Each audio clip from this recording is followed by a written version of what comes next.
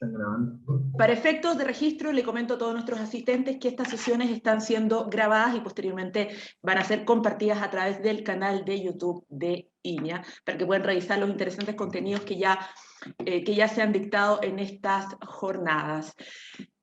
Es un gusto acompañarlos nuevamente. Mi nombre es María Jesús, soy periodista de INEA y los acompañaré como moderadora en el transcurso de esta nueva jornada, de este ciclo de charlas denominado Cómo mejorar mi suelo, prácticas sustentables para eliminar el uso del fuego en tareas agrícolas. Les comento que estamos leyendo todos los comentarios a través del chat, que ha sido muy cariñoso, por supuesto, en cada uno de estos días.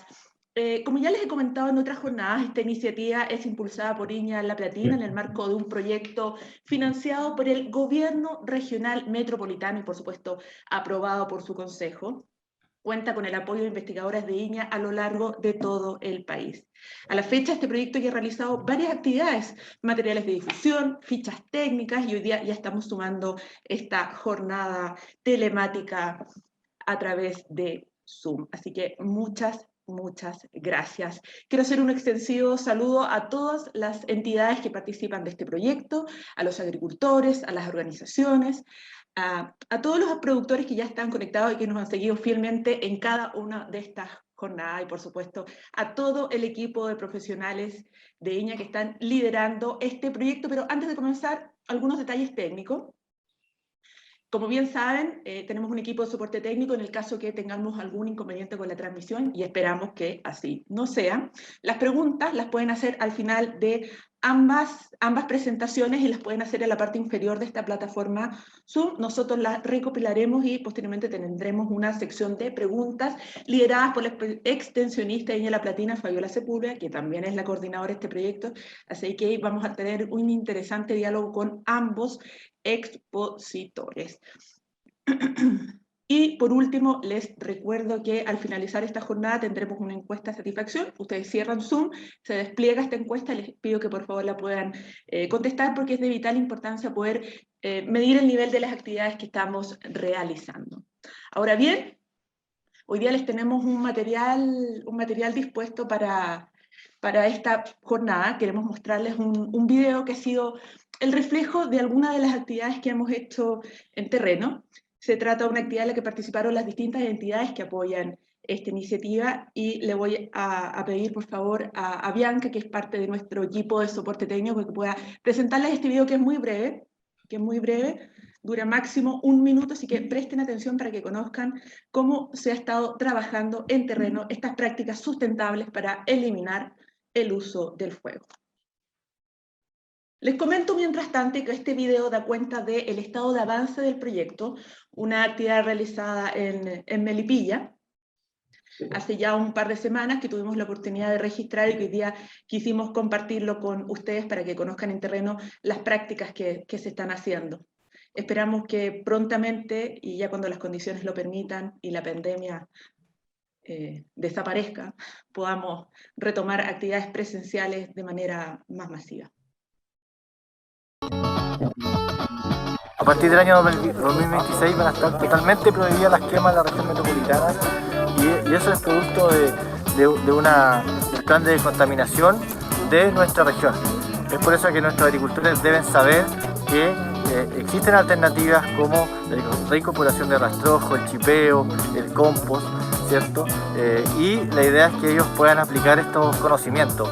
Hemos podido contribuir para esta nueva tecnología, para solucionar aquello que nos impone, ese desafío que nos impone el cambio climático que se viene a pasos agigantados. Así es que esto es lo que busca el gobierno regional, poder impactar, transformar la calidad de vida de todos aquellos vecinos y vecinas de la región metropolitana.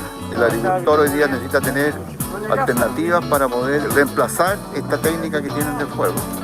Y eso, claro, eso toma tiempo, pero también toma la necesidad de ofrecer alternativas que sean viables, que sean posibles, y de esa manera entonces facilitar el cambio de hábito y el cambio de cultura. Que ayuda a poner en el centro a las personas y su salud en cuanto a la contaminación, y también capacitar a la pequeña agricultura en un tema tan importante como es transformar el manejo de los residuos vegetales incorporándolo al suelo. El proyecto ha funcionado bastante bien, que ha tenido una llegada muy importante en el área de la agricultura, y ojalá esto se pueda replicar de forma masiva y que los agricultores sean quienes lleven la voz más que nosotros.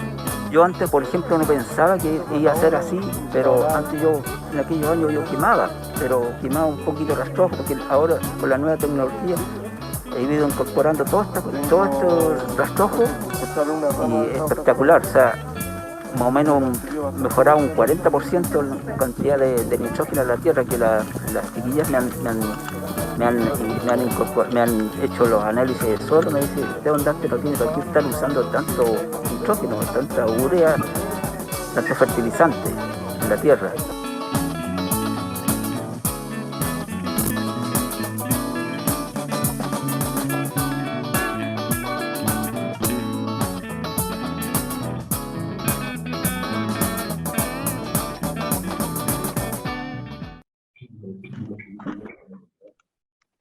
Así es, les vamos a compartir el link de YouTube para que quienes quizás tuvieron algún problema de conexión y no pudieron verlo, para que puedan ver el detalle de los testimonios de quienes están participando en este proyecto, tanto las entidades y por supuesto uno de los agricultores beneficiados.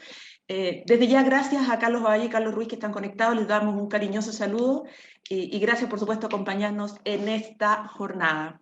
El primer tema se denomina producción sustentable de cultivos con manejo de rastrojo. Será presentado por Carlos Ruiz. Les voy a contar un poquitito quién es Carlos Ruiz. Él es ingeniero agrónomo de la Universidad de Concepción, posee estudios en diversos países, Francia, España, Japón, Argentina, Colombia, incluso México.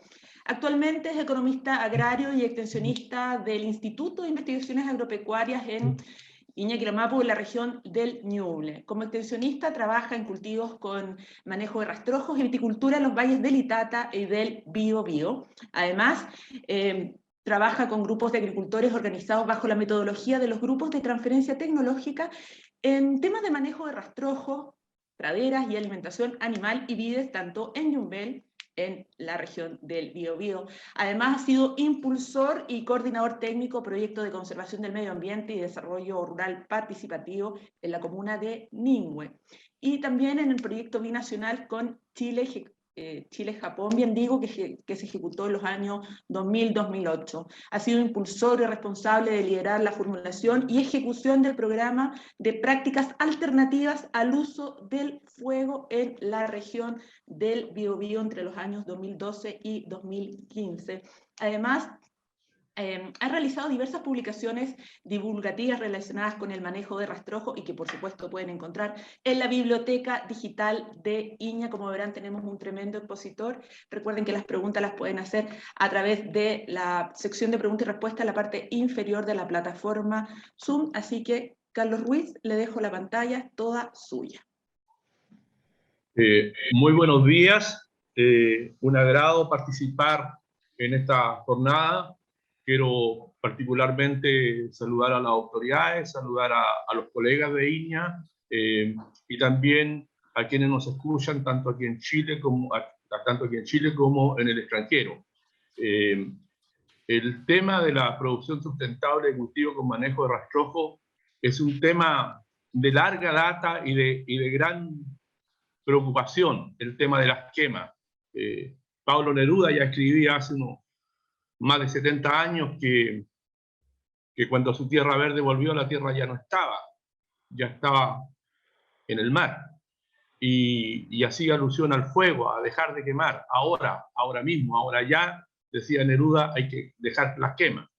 Bueno, y así muchos pensadores, el profesor Juan Gastó, muchos pensadores, muchos profesionales han estado preocupados de este tema en Chile, y nosotros hemos buscado también ayuda en países vecinos, en Argentina, en México, mismo en Europa, que está prohibido quemar, y nos pusimos a esta tarea en un gran proyecto que se llevó a cabo acá en la zona de Ñuble, con la agencia, junto con la cooperación japonesa, en un proyecto para mitigar, digamos, el tema de las quemas y de la erosión. ¿Puede pasar, Fabiola, por favor, la próxima? Bueno, yo voy a hacer una pequeña introducción, superficie y antecedentes técnicos, cultivos con y sin quema. Después voy a pasar a cómo se cultiva sin quema en la zona centro-sur, con algunos resultados técnicos y económicos, uso alternativo de los rastrojos, que es un gran tema, y consideraciones finales. Hay ahí algunas imágenes, la quema, después las propuestas INEA. Ustedes pueden ver la tercera o cuarta foto en el secano interior, un suelo degradado, y en primer plano una pradera, producto de los trabajos del colega Valle, y después la alimentación de ganado con paja, temas que vamos a tratar. Sigamos, Fabiola.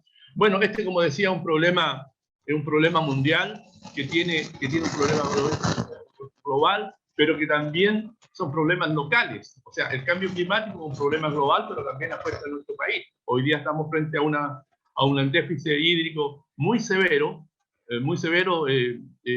Tenemos problemas de contaminación con la quema de rastrojos, tenemos degradación de suelos, y es que no es un tema menor, es un tema muy importante. Tenemos el tema de la migración del campo a la ciudad, sobrepoblación, costo creciente de combustibles, enfermedades, costos de fertilizantes, ya todos los agricultores saben, y también mayor demanda de alimentos.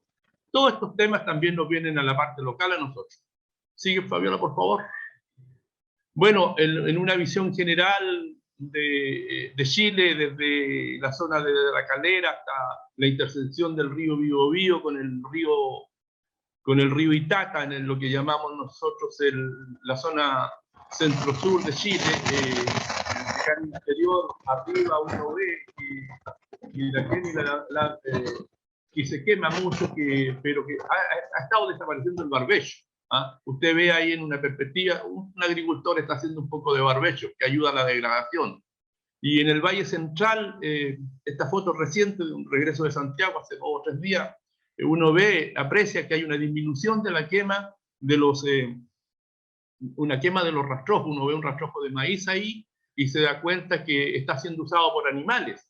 Y cuando se quema, en realidad hay que salir a buscar forraje a otro predio. Y en la precordillera andina hay cero labranza, con y sin quema, pero uno ve una incorporación apreciable en los suelos de la precordillera, yo diría desde el Maule hasta prácticamente, aquí estamos prácticamente hasta Yanquihue, yo diría muy interesante hasta Biobío y también la región vecina. La próxima.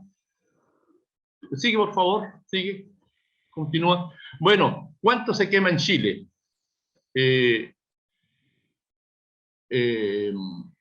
Bueno, no alcanzo a ver arriba, pero agrícola se queman 184.000 hectáreas y forestal se queman 11.000. No, por favor, atrás, vuelve atrás, por favor.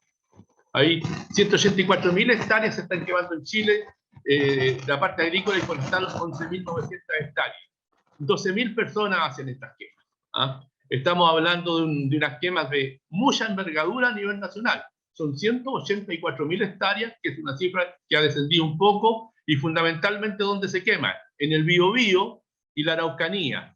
En la Araucanía se queman 115.000 hectáreas de rastrojo y residuo forestal, de agrícola, 115.000, y en el Biobío otras 47.000 hectáreas. Aquí todavía no está ni un disparado, algo en el Maule, y en la región metropolitana, aunque de lo que yo conozco parece que no hay muchas quemas, los registros dicen que hay 1.069 hectáreas que se quemaron el año pasado. La próxima.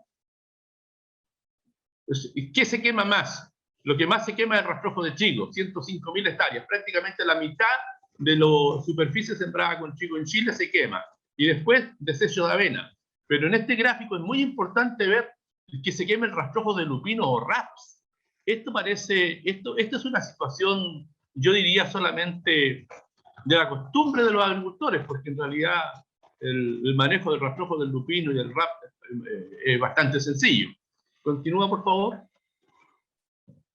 Bueno, quise mostrar esta superficie de trigo en Chile porque en los años 2013, 2014 y 2015 la superficie del trigo aumentaba y después se mantiene un tanto estable, pero hagamos referencia al 2013, 2014 y 2015. Continúa, por favor. Continúa, por favor. Sin embargo, uno ve los mismos 2013, 2014 y 2015 que la superficie de quema viene bajando. Y esto a nosotros nos debe llevar a pensar por qué los agricultores en algún momento dejan de quemar mientras la superficie aumenta y después retoman estas prácticas. Y yo de lo que conozco, la experiencia que tengo, aquí hay un problema con el control de las malezas, que lo vamos a ver más adelante. Continúe, por favor. Bueno, el tema de las quemas nos lleva a la erosión y a la pobreza. ¿Ah? Porque cuando el suelo queda desprotegido, cuando no tiene protección, el impacto del agua hace que se genere erosión. Esto es la precordillera de Ñuble. Y hay un estudio abajo de los colegas Pérez y González que muestra que hay una estrecha relación entre la relación y la pobreza. La pobreza rural me refiero. Continúa, por favor. Bueno, la erosión hídrica, esto va a ser muy rápido, solo destacar que los sistemas tradicionales se perdían 15 toneladas por hectárea y 20 toneladas por hectárea con 2,9 toneladas de materia orgánica. Pérdidas mayores en junio, julio y agosto, esto es la precordillera. Y también del producto de las quemas, las cenizas son fácilmente erosionadas, quizás los restos de quema no queden en los campos. Eso es una cosa que todavía se tiene que seguir estudiando. Vamos, continúa. Bueno, y la erosión eólica, que también no es muy considerada, pero cuando no hay cubierta vegetal en nuestros suelos volcánicos, la erosión eólica se facilita. Uno ve cuando va al campo que hay, usando términos chilenos de campo, polvadera, hay polvo que se levanta, que sigue, y que por la falta de cubierta vegetal está muy seco en el verano, y también por la densidad de los suelos. Continúa, por favor. Y en el secano interior donde yo también he trabajado, aquí hay puntos de contraste extraordinariamente complejos de entender. Uno ve que en el invierno los ríos van llenos. Yo he vivido 60 años al lado de este río, así que lo conozco bien. Y en el verano muy secos. Y esto es porque no hay prácticas para ayudar a la infiltración de agua. No hay prácticas ¿cómo se llama? De que se aprovechen la agua en los campos, que se infiltre y ese tipo de cosas. Continúa. Bueno, un balance hídrico hecho por el colega Jaime Uribe, el pie de página está anotado, del 100% del agua en el secano interior, el 55% escurre superficialmente. El 55% del agua escurre. El 41% se evapora y solo el 4% tiene un uso potencial para la agricultura. Si esto es así aquí en el secano interior de Ñuble, ya me imagino cómo debe ser en los lomajes ahí al interior de Melipilla. Ya me imagino cómo debe ser. Este es un dato que hay que tenerlo en cuenta para evaluarlo allá y generar prácticas que permitan la mayor infiltración de agua. Yo sé que CONAF ha hecho trabajo, yo sé que el SAC ha hecho trabajo en este tema, INEA ha hecho trabajo en este tema, y hemos llegado a algunas recomendaciones que mostraré más adelante. Bueno, y una foto antigua del satélite muestra que la pluma de los ríos podría ser el agua, que es de distinto color que la del mar, la de los ríos, qué sé yo, pero uno ve que hay una pluma prácticamente de 500 kilómetros de arrastre de sedimento de diferentes cuencas. Y uno si mira aquí los ríos en Ñuble, sin embargo, el principal río de la provincia de Ñuble, que es el río Itata, uno ve cómo está embancado producto del arrastre de sedimento de la cordillera y producto del manejo del suelo en la precordillera. Y uno ve ahí que esto se da en la región del Maule, se ve ya en la zona de Rapel, y se ve ya muy poco en Valparaíso, pero hasta Rapel uno ve el tema de la erosión en Mataquito, en Maule, en el río Itata que yo señalaba, en el río Biobío, que también está muy embancado. Y eso, continuemos. Bueno, la quema también genera contaminación. Los rastrojos, normalmente la paja de trigo, tienen cierto porcentaje de agua, lignina, celulosa, hemicelulosa, proteína y algunos extractos. Pero cuando se quema, genera cenizas, anhídrido carbónico, monóxido de carbono, material particulado, material azufrado, gases nitrogenados, y esta foto que tengo abajo no es tan antigua, pero las queman a una hora, ¿cierto? Esto al atardecer, y las quemas ya al camión lo tienen bastante apurado. Ahí está la foto. Continúa, Fabiola, por favor. Bueno, esta es una lámina de la bibliografía usada por el profesor Edmundo Acevedo, yo la he adaptado, y la productividad del suelo está íntimamente ligada a su contenido de carbono orgánico. ¿Ah? Cuando nosotros, uno ve ahí que a medida que aumenta la cantidad de carbono orgánico, aumenta el rendimiento. Y esto es algo que tenemos que tener presente para los suelos del secano interior, para los suelos, incluso algunos de la precordillera andina, que si bien es cierto son ricos en materia orgánica, pero a medida que se van utilizando, esto va disminuyendo. Pero es interesante tener en cuenta que la producción depende del contenido de carbono en el suelo. Por eso nosotros en la foto del lado derecho abajo, de los trabajos que hicimos en Ningüe, estábamos trabajando con manejo de rastro. ¿Continúa? Fabiola.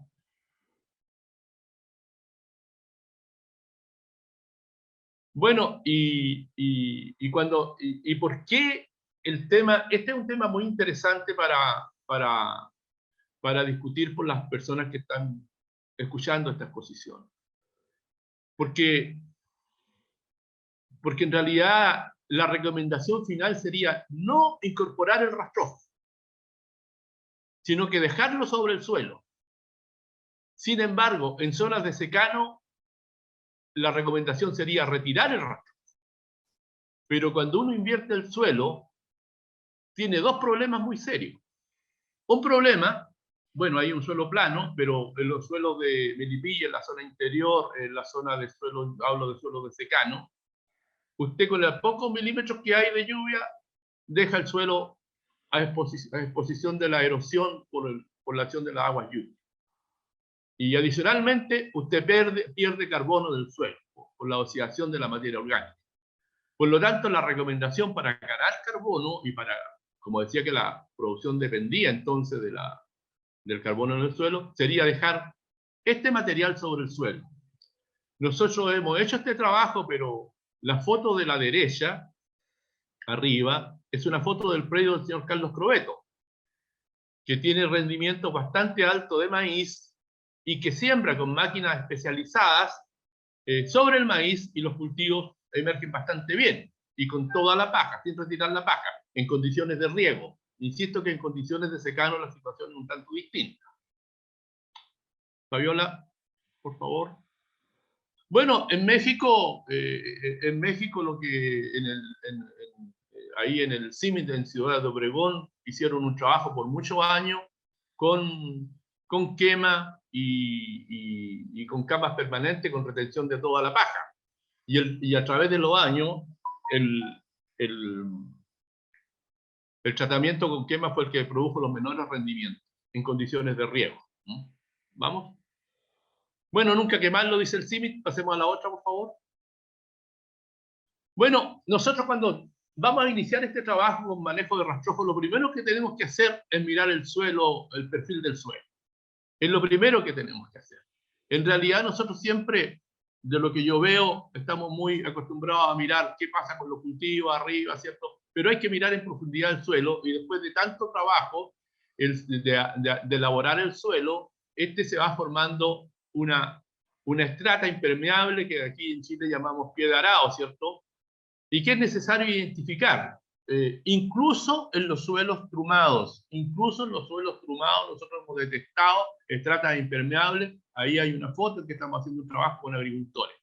Y cuando nosotros hemos hecho este subsolado, por ejemplo, en el secano interior, hemos tenido una ventaja de 22,9 quintales en promedio hacia el tratamiento sin subsolar.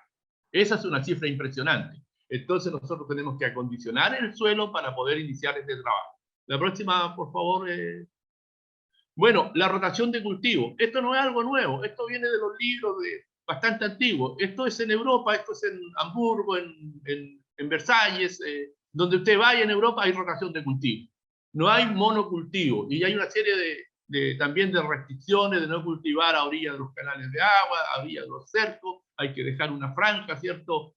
Para que se exprese la vida en forma natural, como lo ven ahí en Hamburgo, en Alemania. Pero hay rotación de cultivo. La rotación de cultivo, ya no voy a señalar más adelante, es muy beneficiosa para hacer este tipo de trabajo. Continúa, por favor. Bueno, nosotros hemos hecho algo de rotación de cultivo en la precordillera, solo voy a mostrar la imagen. Hay muchas opciones, praderas, cultivos, hemos hecho este trabajo en un diseño pensado en los agricultores.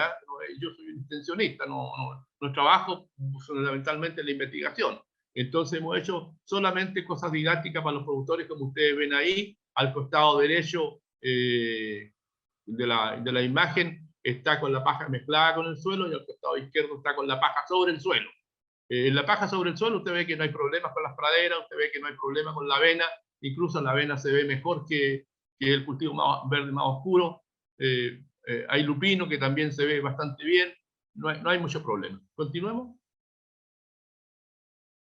Bueno, pero en línea ha generado a través de los trabajos, en línea trabaja por especialidades, muchas alternativas de cultivos que están evaluadas agronómicamente y que en el momento en que la economía y el país lo requiera, ahí están las alternativas que línea tiene como propuesta en la precordillera, en las fotos de arriba, lentejas, praderas, producto del trabajo del colega Carlos Valle. Hemos trabajado mucho en alfalfa en precordillera, sembrando alfalfa prácticamente en condiciones de secano. Esa es una alfalfa de secano, el segundo año, la que está a la extrema derecha arriba, es una alfalfa de secano, segundo año en precordillera, buenos suelos, gran capacidad de retención de humedad. La alfalfa puede perfectamente subsistir el verano y entrar a producir y no estar sembrando todos los años. Y es un cultivo bastante estratégico por los recursos que genera y también porque se ingresa a la rotación. Y abajo el secano interior, pues, el secano interior tan, en algunos casos, menospreciado, digamos, por su condición de suelo. Pero el secano interior llueve en 544 milímetros de entremedio, en cualquier parte del mundo eso ya no sería tanto como secano. Hay alternativas, triticales, lentejas, fíjese ahí al frente está la casa de Arturo Prat, al frente de esa foto ahí, y arvejas y otra serie de alternativas para el secano. Continúa por favor, Fabián. Bueno, en la rotación de cultivos solamente voy a nombrar que se puede controlar el mal del pie, que se puede controlar el fusario, la trianosis, la esclerotinia, que tienen cultivos hospederos, pero hay que cultivos de quiebre, o sea, trigo, leguminosa, cebada, rap, centeno, avena, trigo, leguminosa para el fusario, cebada, rap. Entonces, hay alternativas, la rotación contribuye a minorar y con ello, una cosa muy importante, a usar menos pesticidas. ¿Continúa? Bueno, control de maleza, en una página un tema bastante complejo. Este tema de control de maleza yo me he preocupado bastante a nivel de trabajo con los agricultores. Y no sé si pueda leer todo lo que está acá o lo dejamos en la presentación para que después lo vean con más detención. Pero tal vez la opinión que tengo sobre el control de maleza es que los productos son bastante buenos cuando se usan oportunamente y cuando las malezas están en condiciones. Nosotros, yo lo que he estado observando es que normalmente estamos aplicando en retraso los herbicidas. Y normalmente se nos ocurre una fecha fija y aplicamos los herbicidas y nos buscamos el día apropiado, la velocidad del viento, la humedad, etcétera, etcétera. Ahí nosotros aplicamos, usted ve en la foto de abajo, herbicida para controlar vallica. Y a la mano derecha ve usted cómo quedó ese control.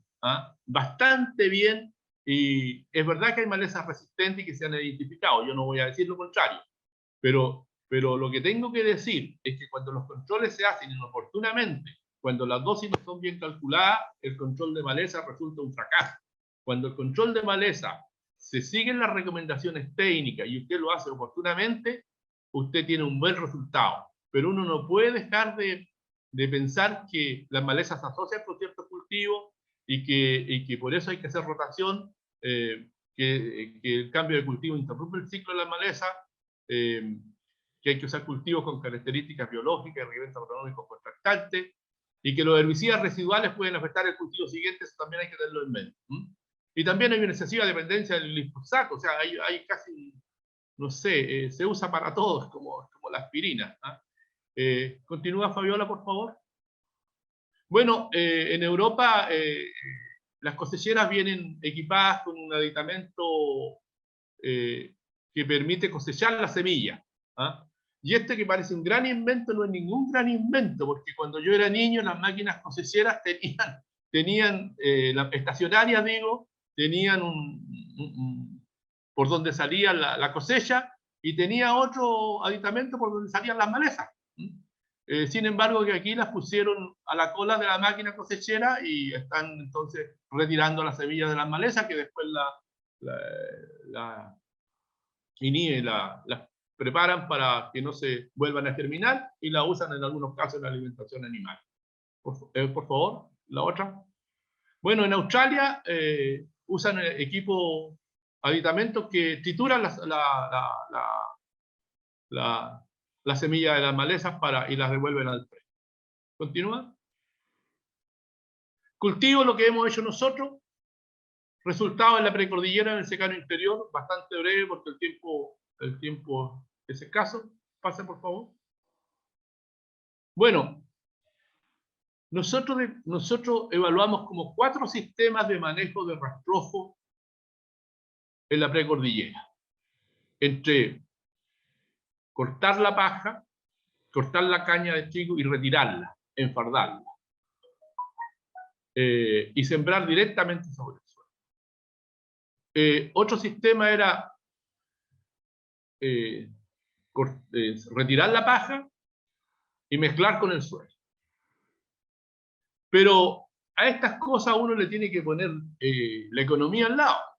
Y aquí tengo un cuadro con la economía con la máquina cosechera, cuando cosecha, picando toda la paja. Y después con una máquina como el Rubin de la marca alemana, incorporar, en este caso la incorporación se hizo con un equipo austriaco de propiedad del productor. El cultivo anterior aquí era avena, 10 toneladas por hectárea en este caso. Y sembramos 2 épocas de ¿cómo se llama?, de siembra, para ver cómo entonces nosotros lograr la mayor descomposición de la paja.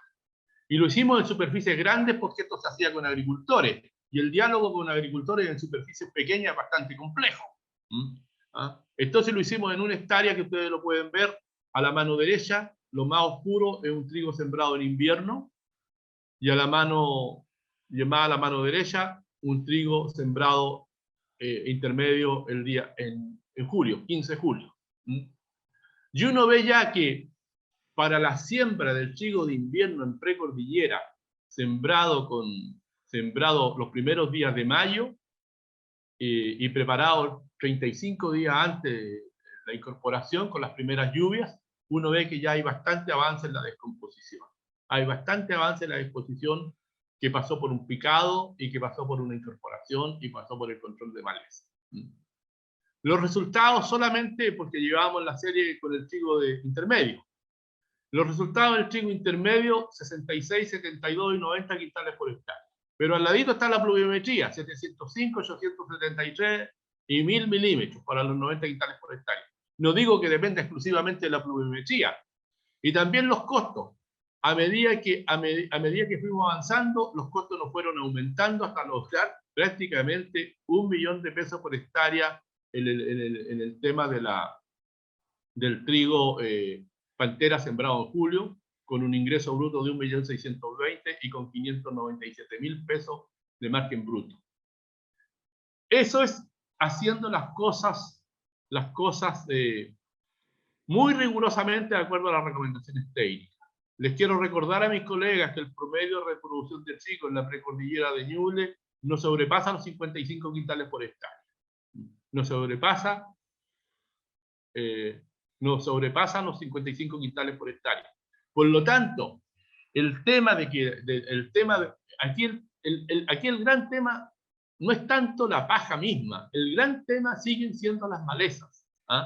Y en el gran tema del control de malezas sigue siendo la rotación de cultivo un arma muy poderosa para controlar las malezas. Porque la precordillera de Ñuble tiene una rotación extraordinariamente estrecha entre trigo, avena, trigo, avena. Si nosotros no ampliamos, por eso es que hemos trabajado con el doctor Ovalle, en tratar de introducir la alfalfa que dé un periodo libre a otro cultivo en la precordillera y que genera más ingresos mismos que el cultivo del trigo. Eso en esto del sistema de producción en la precordillera de Ñuble. Continúa, por favor, la próxima.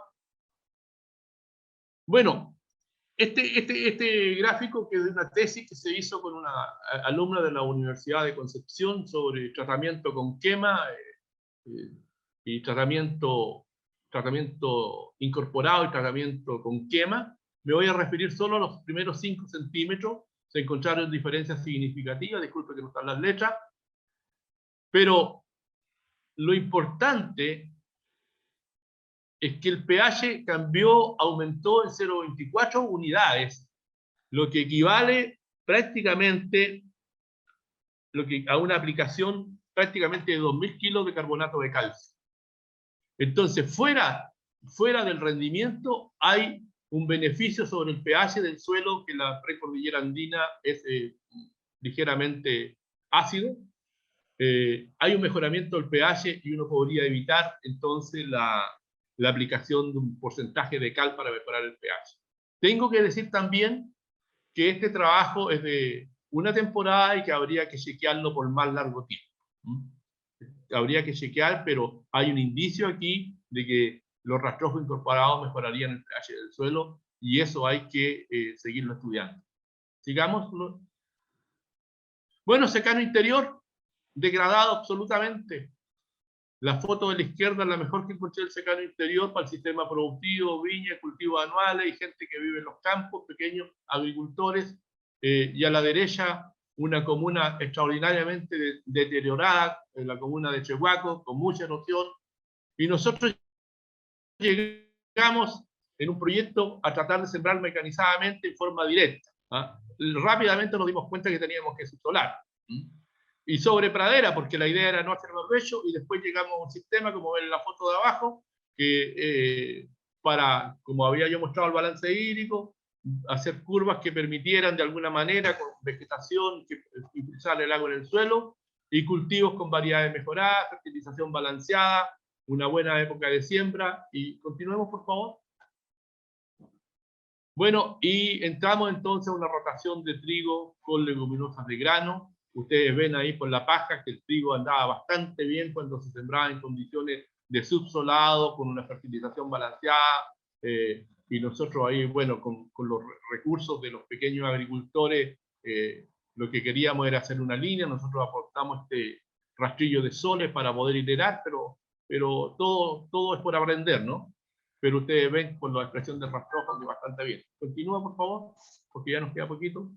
Bueno, y sembrando entonces con esas condiciones llegamos al secano interior, siembra máquina, con curvas de desviación de agua y aumento con el subsolado desde 18 quintales a 45 quintales, usando 8 meses el suelo, porque en el sistema tradicional hacen un barbecho que usan 18 metros el suelo. Llegamos a mejorar los rendimientos. Y aquí en la agricultura campesina nos encontramos con un problema, porque después que teníamos 45 quintales, el agricultor no tenía dónde guardar el trigo. Entonces estaba contento, pero estaba apenado porque tampoco tenía con qué llevar a vender el trigo. Pero esa es la realidad. Ahora, el trigo sigue siendo un cultivo importante para el autoconsumo. De esto podríamos pensar que se podría sembrar menos, ¿no? Superficie para satisfacer las necesidades de la familia, que son 22 a 25 quintales por hectárea por año.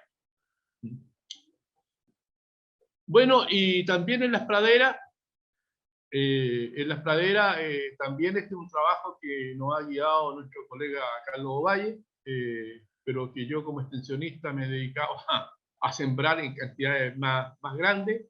Empezamos con Calpucha hace varios años, ahí ustedes ven la oveja, y ya está acá una pradera de la Nutrapat andina, que lográbamos 6.000 kilos por hectárea y de materia seca, con una, ¿cómo se llama?, con una buena composición botánica. Ustedes pueden ver en el fondo lo degradado que está esto, pero hay un potencial escondido, y por eso nuestra fe de trabajar en estos temas. Continúa, por favor, Fabiola. Bueno, y el tema es que si uno va a Melipilla, yo he estado una sola vez en Melipilla, recorriendo los campos, o en el interior de Santiago, he estado una o dos veces no más, pero hice una gira hace unos 2 o 3 años atrás, o más tal vez, y me daba cuenta que, de la conversación con los productores, que el uso de los rastrojos debería ser intensificado, porque las pajas tienen bastante uso alternativo. A la izquierda, aquí en Santiago, aquí en Chillán, se lleva la producción de 4.000 hectáreas, para los amigos de Bosque Mauco en Concón, de trigo. Pero también es un alimento interesante para los bovinos. ¿Ah? Y también se puede hacer pellets, como lo está mostrando en la foto. Claro que los pellets nos produjeron bastante ceniza y es un problema. Pero yo diría hoy día que el foco de la investigación no debe estar puesto en comparar las ventajas de la quema y sin quema. Ya está claro que la quema contamina, ya está claro que la quema produce un no uso de recursos importantes. Yo creo que el foco es cómo usamos mejor las pajas, porque no, en la zona de Melipilla, salvo que sea riego, no vamos a poder incorporar todas las pajas. Continuemos, por favor. Bueno, se puede usar en raciones de carne y leche, lo hacen en Europa, lo hacen en Japón. Tengo entendido que los japoneses están comprando en California paja para llevar para sus raciones de animales, de sus bovinos.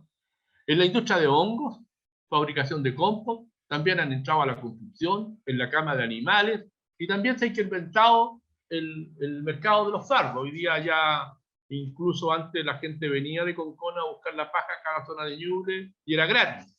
Hubo algunos problemas que tuvimos que estar de intermediario ahí, por el tema de las relaciones entre los compradores y los vendedores, y sin embargo hoy día ya venden la paja, ya tiene un precio la paja, no es gratis. Continuamos, por favor. Bueno, esto en Concón, la paja la procesan para que se degrade y puedan crecer los champiñones. La fórmula que utilizan es secreta, no la usan, es tecnología holandesa. Nunca pudimos saber cuál era la fórmula que tenían pero no, en Bosque Mauco nos atendieron extraordinariamente bien. Un agradecimiento a ellos si alguna vez ven este video. Continúa, por favor. Bueno, y ahí están los champiñones, con los sustratos. Y esto podría dar origen también a pequeñas pymes, usando estos recursos, con un recurso tan económico como las pajas. Continúa. Bueno, y también se usa en la generación de electricidad. Hay una planta eléctrica acá en Lautaro, en Temuco, que ya debe haber conversado el colega este tema. Tuvieron un problema de incendio hace 2 años atrás, pero es un recurso que se usa para generar energía eléctrica. Nosotros hay unos estudios de algunos investigadores cubanos en España, en Madrid, en la Universidad Politécnica, y que señalan que una hectárea de rastrojo puede producir el equivalente prácticamente a 1.800 litros de combustible de benzina por hectárea año, que nosotros la quemamos y la disipamos la energía. Bueno, y el equivalente a esa energía es la que el equivalente a un porcentaje de esa energía es capturada para la producción de energía eléctrica en Lautaro. Continúa. Yo quiero remachar que la paja es un alimento estratégico.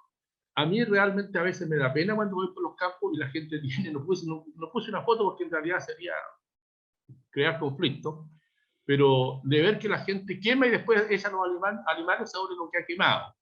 Bueno, aquí uno ve en la zona de Mulchen una foto grande, amplia, en que la paja está siendo usada como un elemento estratégico.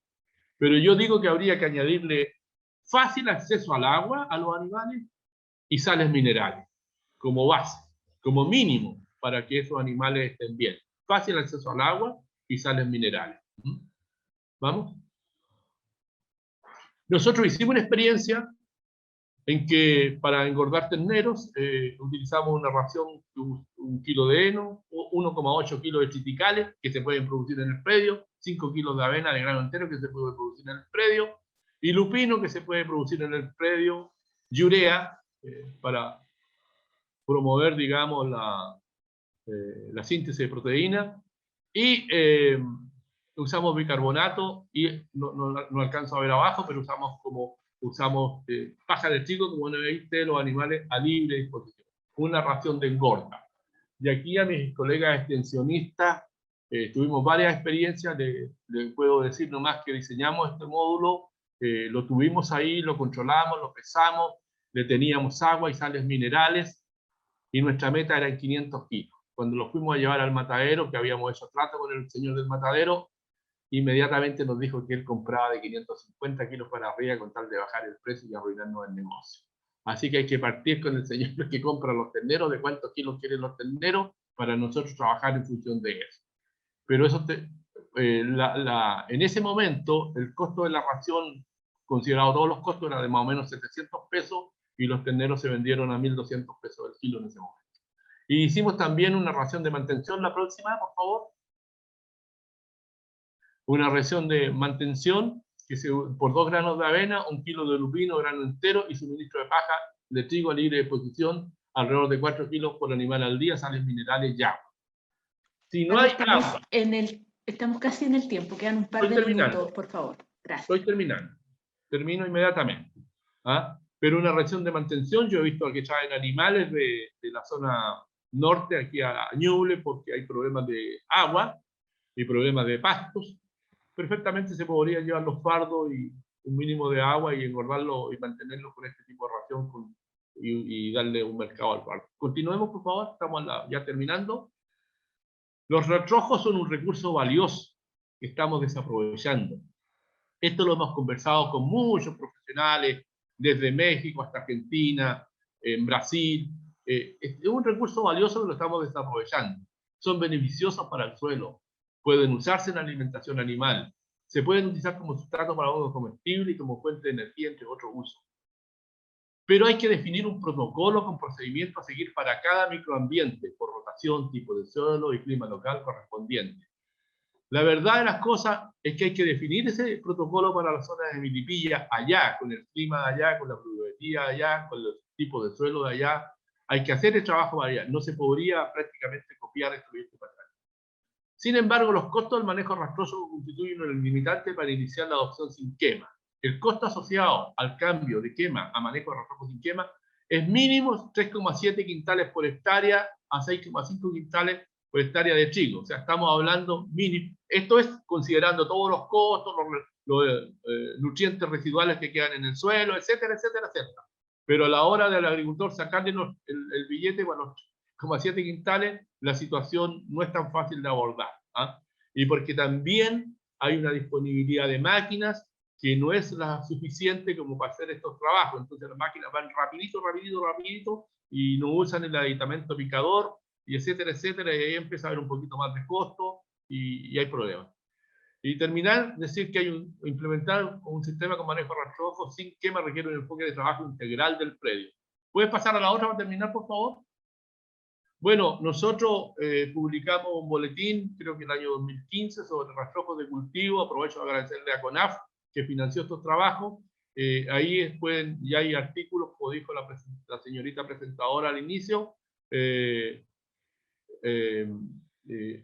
la biblioteca INEA hay más artículos que se pudieran investigar. Muchísimas gracias y les pido disculpas por los errores que puedo haber cometido. Muy amable. No, al contrario, Carlos, muchas gracias por la presentación. Llegaron bastantes preguntas, así que ahora le vamos a dar pie a nuestro segundo expositor y le pido que por favor nos acompañe después en la sección de preguntas para dialogar y contestar estas preguntas que tan interesantes nos hicieron llegar ya los asistentes. Así que muchas gracias y como bien dijo Carlos, les recuerdo que pueden visitar la Biblioteca Digital de INEA en www.inia.cl, donde está este interesante boletín y por supuesto otros documentos técnicos relacionados a las materias que estamos abordando. Ahora es el turno de Carlos Ovalle, nuestro segundo expositor. Él presentará el tema Manejo sustentable de suelos con cubiertas vegetales en huertos de frutales y viñedos. Carlos es ingeniero agrónomo de la Universidad Católica de Valparaíso y doctor de la Universidad de Montpellier en Francia.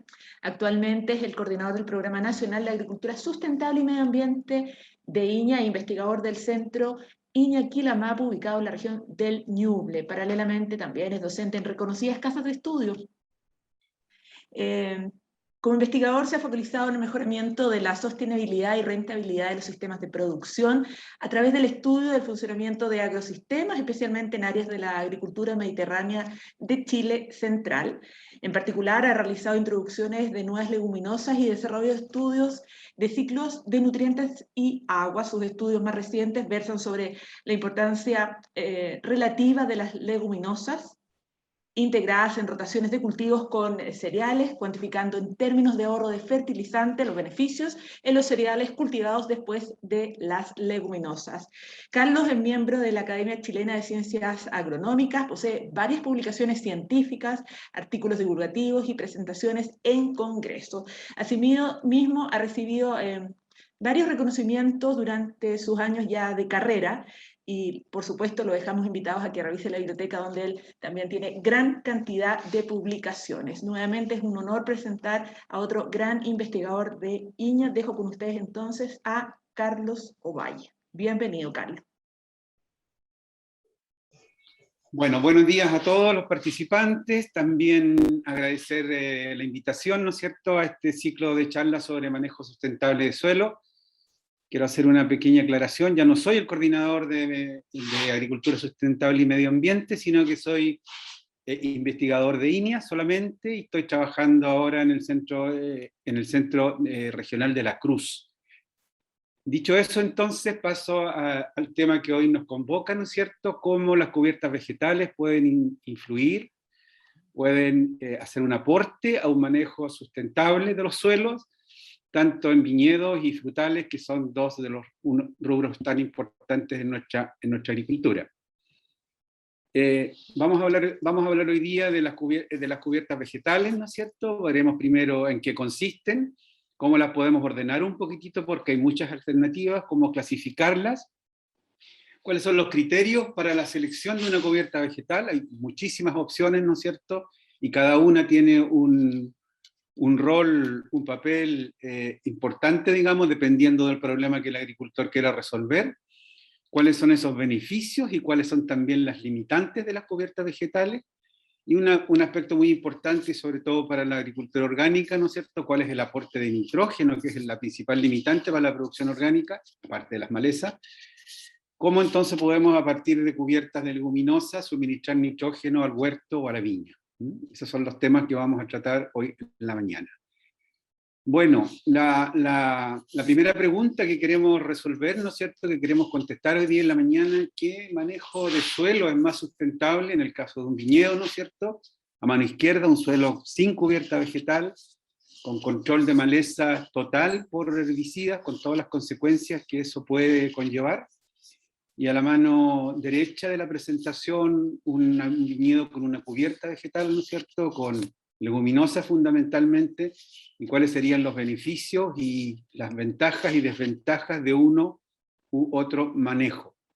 Lo mismo en frutales. Vean ustedes acá, hemos trabajado en un proyecto de la Corfo, de Innova Corfo, con el desarrollo de producción orgánica de nueces en huertos de nogal, y a mano izquierda entonces el manejo tradicional con el suelo descubierto, con uso de herbicida total en el huerto, manejando el suelo absolutamente limpio, y a mano derecha una cubierta vegetal, en este caso de alfalfa, ¿no es cierto?, en un huerto en la comuna de Buin. Vamos entonces a tratar de responder esta pregunta: ¿qué manejo de suelo sería más sustentable desde el punto de vista de la producción, que es lo que interesa, ¿no es cierto?, y el suelo, que es el capital que tenemos que conservar y manejar de manera adecuada para poderlo transferir a las próximas generaciones? Bueno, entrando en materia, ¿en qué consisten estas cubiertas vegetales? Es establecer un cultivo, como allí dice, la mayor parte de las veces plantas forrajeras, pero también otras especies, cereales, brásicas, ya sea en toda la superficie, o lo que es más frecuente, entre las hileras de los árboles o las vides. Un principio importante es que la vegetación, ¿no es cierto?, esta cubierta esté activa, especialmente en el periodo de otoño-invierno, donde caen la mayor cantidad de precipitaciones, o caían en el pasado, que provoca entonces la erosión y la lixiviación de nutrientes, en particular la pérdida de nitrógeno. ¿Cómo las clasificamos? ¿Cómo las ordenamos? Podemos usar cultivos anuales de invierno, ¿no es cierto?, como abono verde o cobertura vegetal. Podemos utilizar leguminosas y gramíneas anuales de autosiembra, fundamentalmente plantas forrajeras. Podemos también utilizar leguminosas perennes, como la alfalfa o el trébol blanco, gramíneas perennes como la festuca u otras. Y también hay otras especies que son utilizadas con propósitos especiales, como veremos más adelante en la presentación. En primer lugar, los cultivos de abono verde, ¿no es cierto?, de invierno. Tenemos en las dos fotografías ahí la preparación del suelo y la incorporación de cultivos anuales, fundamentalmente haba y arveja. Básicamente los cultivos de abono verde de invierno son leguminosas fijadoras de nitrógeno como vicia, arveja, lupino, haba, sembrados en otoño y segados posteriormente para ser incorporados en primavera. Estas leguminosas se pueden sembrar en mezcla con cereales, ¿no es cierto?, como avena vicia, por ejemplo, es lo más clásico, y también como cebada o centeno cuando queramos tener otros beneficios. Un ejemplo de este trabajo en que se probó haba, arveja y lupino. Vean ustedes los niveles de producción en producción de materia seca, ¿no es cierto?, con arveja 9 toneladas, esto es en huerto de nogal, con 4 toneladas con haba.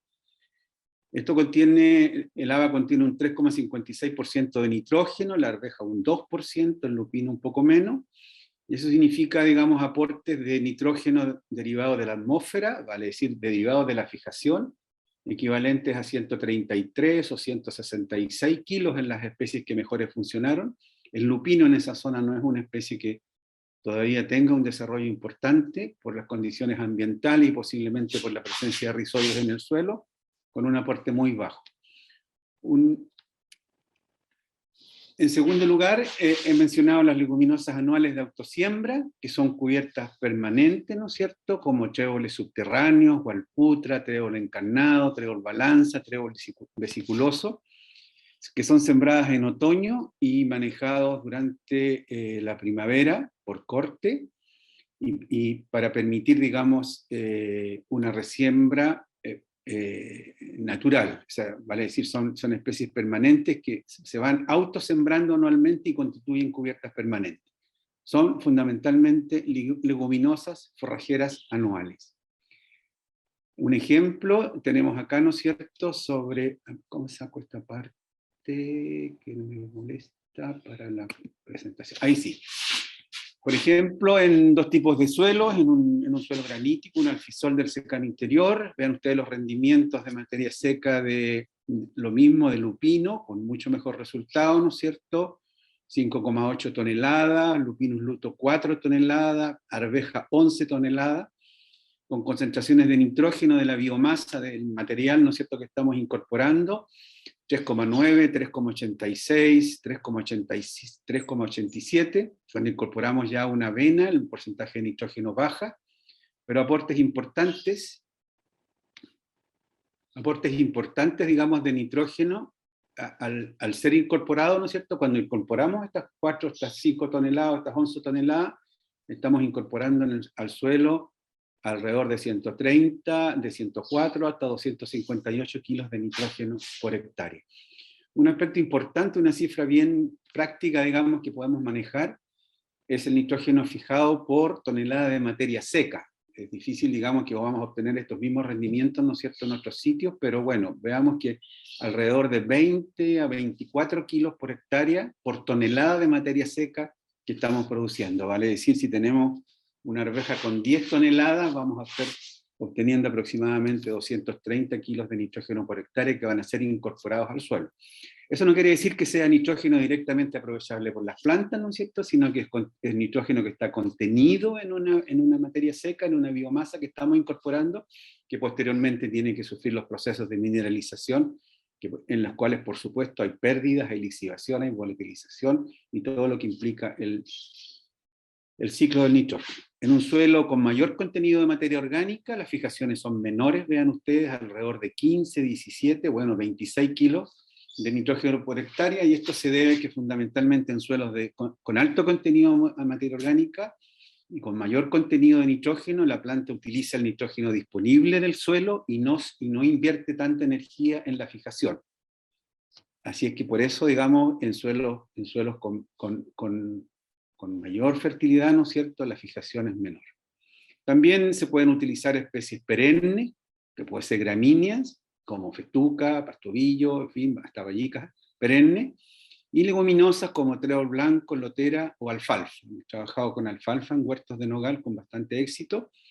Estas especies pueden ser sembradas en otoño o en primavera y cortadas, ¿no es cierto?, no para incorporar, sino que para que queden en superficie, dado que son especies perennes, y proporcionan recubrimiento al suelo y otros beneficios durante todo el año.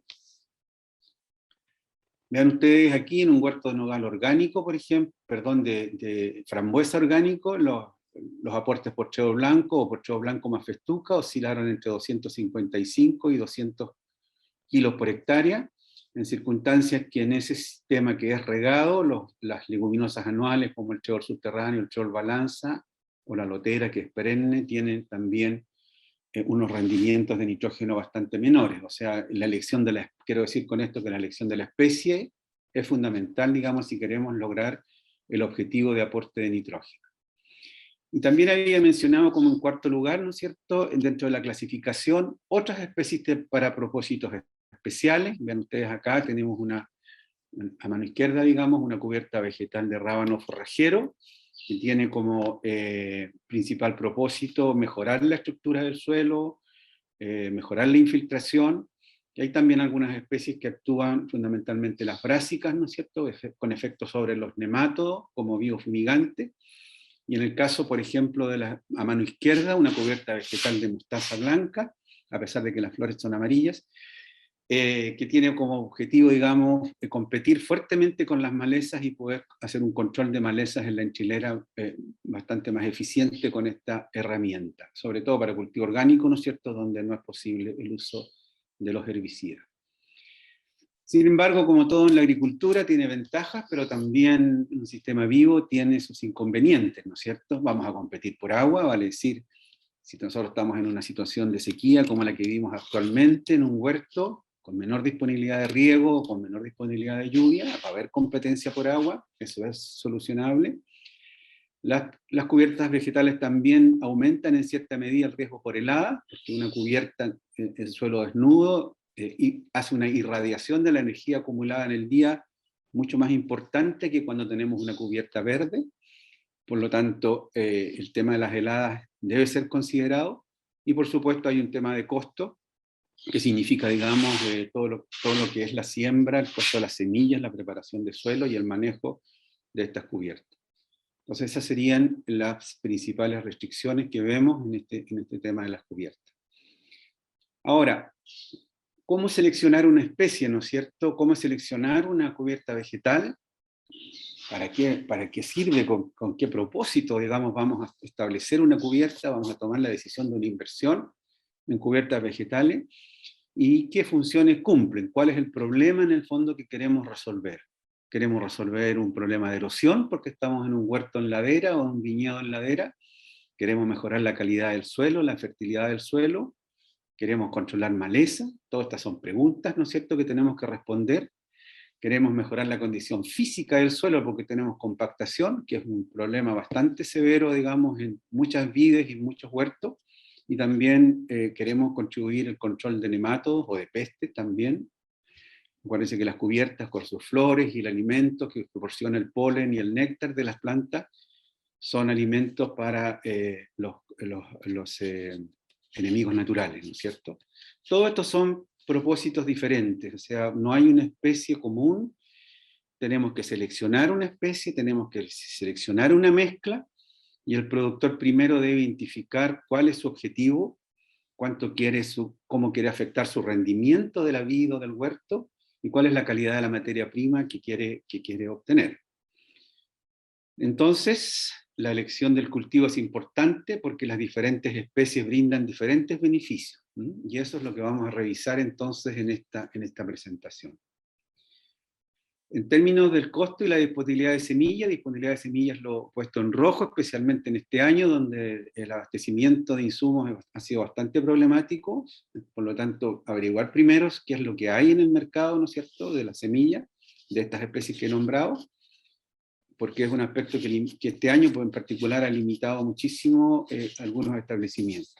El costo de la semilla y el costo de establecer y mantener el cultivo también se debe tener en cuenta antes de elegir el cultivo a sembrar. Aquí hay que incorporar, por lo tanto hay que tener la maquinaria, hay que poder cortar, hay que poder cegar. Por lo tanto, muchas veces en los huertos, ¿no es cierto?, este material, esta maquinaria, este equipamiento no está disponible y hay que ver si existe en la zona. ¿Qué otras interrogantes debiéramos plantearnos antes de pensar en una cubierta vegetal, en incorporar a un huerto una cubierta? Bueno, existe ganado asociado. Aquí tenemos a la mano izquierda una fotografía, ¿no es cierto?, que en este huerto orgánico de nogal hay ovejas que se van a consumir, vale decir, los animales van a consumir este material y a través de la feca, de la orina, van a incorporar, ¿no es cierto?, la fertilidad que estamos buscando. ¿Cuál es la disponibilidad de agua? Estamos en un sistema con riego, estamos en un sistema de secano, me refiero fundamentalmente a la enchilera, y por lo tanto el tema de la competencia por agua es un tema muy, muy importante, sobre todo en condiciones como las que estamos viviendo ahora. Ya mencioné los costos y ya mencioné los equipos que deben disponerse para este propósito. Ahora el tema de los beneficios, ¿no es cierto? ¿Cuáles serían los principales beneficios de las cubiertas vegetales? En primer lugar, la protección del suelo. Fundamentalmente, como digo, en plantaciones en ladera, la erosión eólica, ¿no es cierto?, y la erosión hídrica. Fundamental como beneficio la adición de materia orgánica en el suelo, que es un proceso lento. Las cubiertas vegetales no tienen un efecto como cuando aplicamos fertilizantes, que inmediatamente podemos ver el efecto. Aquí estamos pasando por el ciclo, ¿no es cierto?, de la materia orgánica, de la descomposición de esta biomasa que va a aportar nutrientes fundamentalmente y que va a fijar materia orgánica, va a fijar carbono y va a mejorar la calidad del suelo. Otro beneficio sería la estructura del suelo, ¿no es cierto?, la porosidad, el mejoramiento de la penetración del agua, con especies que tengan raíces profundizadoras y puedan quebrar estas estratas que son más impermeables y que son más duras. La adición de nitrógeno, como dije, fundamentalmente para los huertos orgánicos. Competir con las malezas, con especies de alto crecimiento que ocupen los nichos, ¿no es cierto?, e impidan, digamos, que ahoguen las malezas, por decirlo de una manera simple. Queremos también posiblemente atraer enemigos naturales. En el caso del huerto de nogal, lo fundamental era la polilla de la manzana, que es un serio problema. Por lo tanto, las cubiertas pueden contribuir a los controladores, a la presencia de controladores biológicos, el control de plagas y enfermedades, fundamentalmente nemátodos, y también la reducción de la temperatura superficial del suelo. Sin embargo, hay potenciales desventajas, como vemos en la diapositiva, ¿no es cierto? Ya lo dije, aumenta el consumo de agua.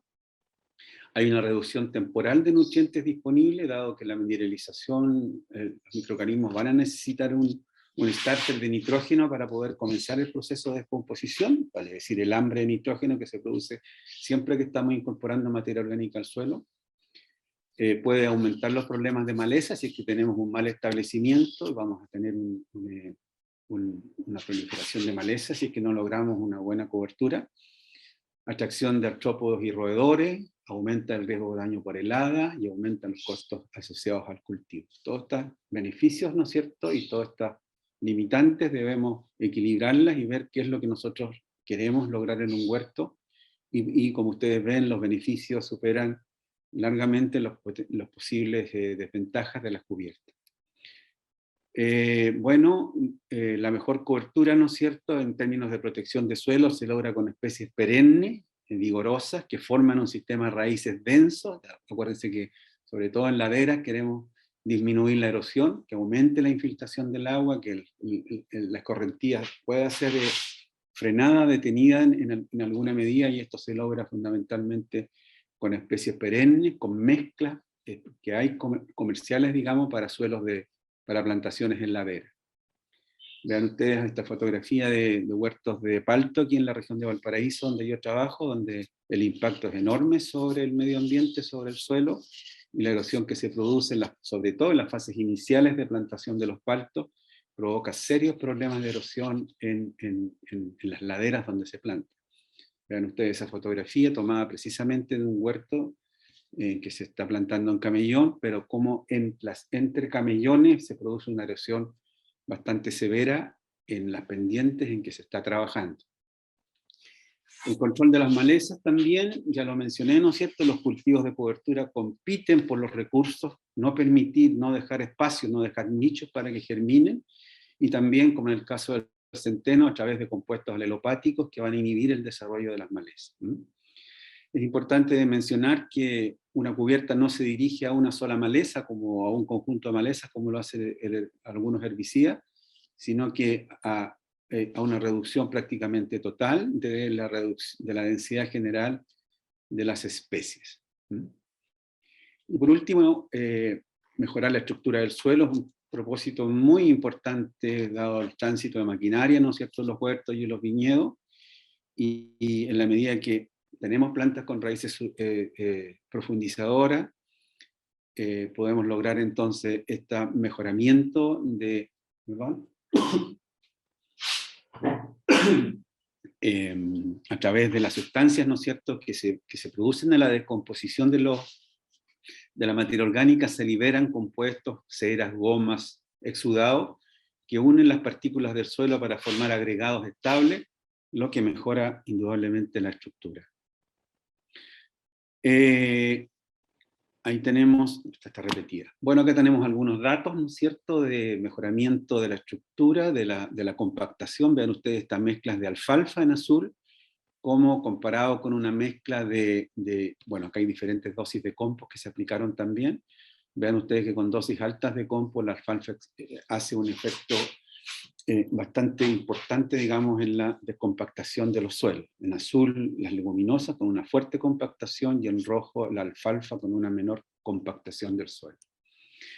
También mejorar el tránsito de la maquinaria con una cubierta, por ejemplo, de festuca, una especie bastante resistente al pisoteo, una especie dura, fundamental, digamos, para huertos o viñedos que están en suelos que se encuentran saturados de agua en invierno, evitando la compactación por el efecto de este tránsito de maquinaria. Bien, otro aspecto, digamos, que, bueno, yo no soy entomólogo, pero mis colegas que hemos trabajado, digamos, fundamentalmente en este huerto orgánico de nogal, las cubiertas, por la cantidad de flores, ¿no es cierto?, por la cantidad de alimento que van a producir, proporcionan un hábitat importante para insectos depredadores, los cuales van a contribuir al control biológico de pulgones, trip, ácaros u otros. Bien, y por último, los efectos sobre sobre los nematos. Por ejemplo, las brásicas, como la mostaza, el rábano, el raps, contienen estos compuestos, digamos, de glucosinolatos, que son compuestos bioactivos que actúan sobre las poblaciones de nematodos a través del proceso de la biofumigación. Entonces, en viñedos o huertos afectados por este problema es una herramienta importante. Entonces quiero decir con todo esto, en conclusión, que para seleccionar una especie o una mezcla, el productor primero tiene que identificar el problema, el propósito, el objetivo, ¿no es cierto?, que quiere lograr con una cubierta. Y las especies van a brindar beneficios diferentes, por lo tanto no es lo mismo una u otra, ¿no? Bueno, y quiero profundizar un poquitito en el objetivo principal, ¿no es cierto?, de las cubiertas de leguminosas, fundamentalmente, que es un aspecto que yo he trabajado bastante en mi área de praderas, digamos.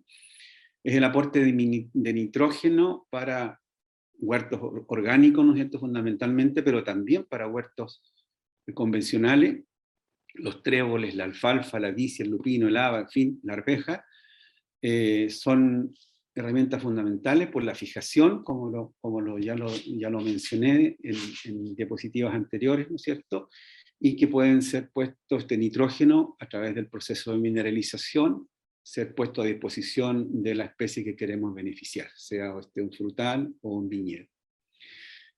Entrando un poquitito ahora ya a la parte más práctica, ¿qué especies y variedades utilizar?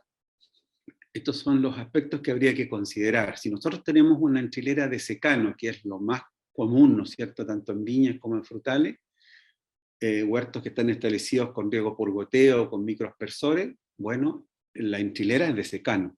Por lo tanto, las mezclas que tenemos que utilizar van a ser especies anuales, ¿no es cierto?, de autosiembra, como los cheoles subterráneos, el cheol balanza, el cheol encarnado, la gualputra u otros, o también abonos verdes, que son cultivos anuales, que no son permanentes como las leguminosas anteriores, sino que hay que sembrarlas anualmente, como la arveja, el haba, el lupino, la vicia, que son sembrados en otoño e incorporados, digamos, al suelo. Aquí hay algunos ejemplos de cheoles subterráneos. Vean ustedes esta diapositiva de un huerto orgánico de frambuesa con una muy buena población de cheoles anuales, en particular el cheol de la variedad Antas.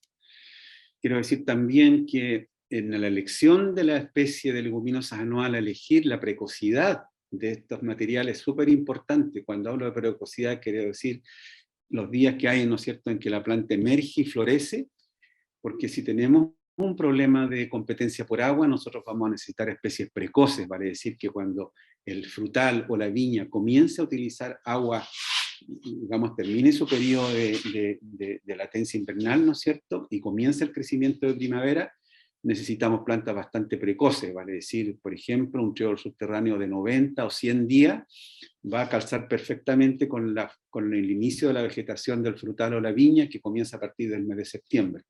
En ese caso, las especies precoces ya van a estar en senescencia, ya van a estar terminando su ciclo anual, por lo tanto no van a competir por agua. La gualputra es un buen ejemplo, y los tréboles subterráneos precoces, hasta 120 días, por ejemplo, que son 4 meses, pueden, sembrados en el mes de mayo, o ojalá en el mes de abril, van a ejercer ese efecto beneficioso sin competir por agua. Si estamos sembrando especies mucho más tardías y tenemos restricción hídrica, estos materiales más tardíos son contraindicados. Ahora si no hay una condición limitante hídrica, van a producir mucho más materia seca que las precoces y por lo tanto van a aportar más nitrógeno al sistema. Ahora bien, cuando tenemos riego en la enchilera, ¿no es cierto?, riego superficial, podemos utilizar leguminosas perennes, vamos a tener el beneficio que va a ser otorgado durante todo el periodo de crecimiento, incluido el verano y parte del otoño, y ahí podemos tener alfalfa, ¿no es cierto?, cheol blanco solo, en asociación con gramínea, cheol rosado, lotera, asociado ya sea con festuca, vallica perenne, vallica bianual o pasto ovillo. Entonces hay varias opciones dependiendo si estamos con una enchelera regada o con una enchelera de secano. Y lo más importante, digamos, en el caso del nitrógeno, si estamos utilizando nitrógeno, es poder cuantificar cuánto nitrógeno efectivamente son capaces de fijar las leguminosas. Ya hemos visto algunas cifras, pero quiero insistir en este punto, digamos, del contenido ¿cómo se llama? Digamos, explicarnos, ¿cierto?, que a mayor producción de materia seca, de biomasa de una cubierta vegetal, es mayor el contenido de nitrógeno que vamos a lograr. Vale decir, si estamos alrededor de 2.000 o 3.000 kilos de materia seca, los aportes van a estar entre 50 y 100 kilos de nitrógeno por hectárea. Si estamos produciendo 10 o 12 toneladas por hectárea, por ejemplo, con un cheol blanco o con una alfalfa, vamos a estar alrededor de 200 o 250 kilos de nitrógeno por hectárea. Eso es bastante importante, entonces, lograr un buen establecimiento, lograr una buena producción de la cubierta para que haga el aporte de nitrógeno que estamos esperando. Acá tenemos algunos ejemplos de cubiertas que hemos trabajado, ¿no es cierto?, con producciones, por ejemplo, en alfalfa de 12 toneladas, de cheol blanco de 8 toneladas, de cheol rosado, etcétera. Aquí están los rendimientos, y vean ustedes el aporte total de nitrógeno, los contenidos de nitrógeno primero que tiene la alfalfa, en este caso que son cortadas precozmente, en estado de botón, un 4% de nitrógeno, el cheol blanco bastante parecido, el cheol rosado un poco menos, el cheol subterráneo menor. Pero esto significa aportes de nitrógeno porque tienen altos contenidos de nitrógeno y altas producciones de materia seca que pueden llegar a 480 kilos de nitrógeno por hectárea en el caso de la alfalfa, lo que es una tremenda cantidad de nitrógeno. en trigo blanco alrededor de 300, en trigo rosado alrededor de 260 kilos por hectárea. Si nos vamos a los abonos verdes, una arveja que produce 10 toneladas está con un 3,87% de nitrógeno en ese material que estamos produciendo, puede llegar a aportar 395 kilos de nitrógeno por hectárea, el haba 324, el lupino mucho menos, y la avena vicia, como hemos visto, por el hecho de tener una gramínea que va a consumir mucho nitrógeno, va a aportar mucho menos. Acá tenemos el huerto de nogal que les mencionaba, ¿no es cierto? Y vemos el aporte, por ejemplo, de la arveja con 9,4 toneladas, un 2% de nitrógeno, y el nitrógeno que viene de la atmósfera, porque parte del nitrógeno lo capta el suelo, bueno, de la atmósfera vienen 166 kilos de nitrógeno, lo cual es un aporte bastante importante para el suelo. Una cosa es que las plantas fijen, ¿no es cierto?, y que podamos evaluarlo como lo hemos hecho, pero ¿cuánto de ese nitrógeno efectivamente lo podemos rescatar como nitrógeno mineral en el suelo? ¿Cuánto de la contribución de nitrógeno fijado está en el suelo? Eso es lo que vamos a mostrar algunos datos acá, en particular en un huerto de frambuesa en el cual trabajamos también con una enchilera de riego, ¿no es cierto? Estamos comparando un manejo sin cubierta vegetal, vale decir, el suelo completamente libre de cualquier tipo de vegetación, con control químico. No químico, porque es orgánico, lo controlamos a mano. La curva de mineralización de nitrógeno es la que va por aquí abajo, ¿no es cierto? Y las curvas de mineralización de nitrógeno, los contenidos de nitrógeno de ese suelo, en el caso del trébol blanco y en el caso del trébol blanquestuca, vean el pic que manifiesta, alrededor de 250 o un poquitito más partes por millón de nitrógeno encontramos en el suelo. Y lo importante, digamos, es ver que hay una curva de mineralización desde el invierno. Acá tenemos el mes de julio, ¿no es cierto?, con bajas temperaturas y baja producción de materia seca de las cubiertas vegetales. Aquí arriba están indicadas 250, 1000 kilos, 2000 kilos, 2700 kilos, 2000, etc. Esta curva de mineralización va aumentando por efecto ambiental y por efecto de la producción de la cubierta hasta lograr un pic. Y posteriormente en el verano, o cuando ya las plantas comienzan a cenecer, hacia el mes de marzo, abril, etc., y volviendo al otoño, esta curva decae completamente.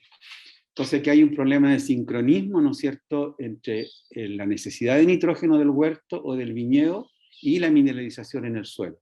Esta es la curva que sigue, y por lo tanto tratar de lograr esa sincronía entre el nitrógeno cuando lo necesitamos y el nitrógeno cuando lo fijamos en el suelo.